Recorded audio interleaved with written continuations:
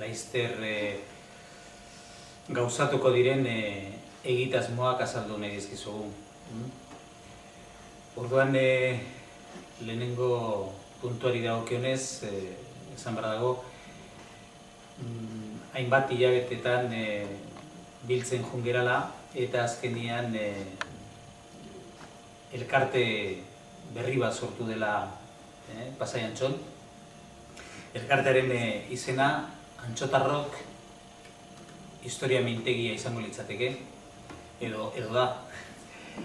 Eta bere helburu nagusia izenak berak dionez izango litzake Pasai Antxoko historia ikertzea eta ezagutaraztea. Jakin badakigu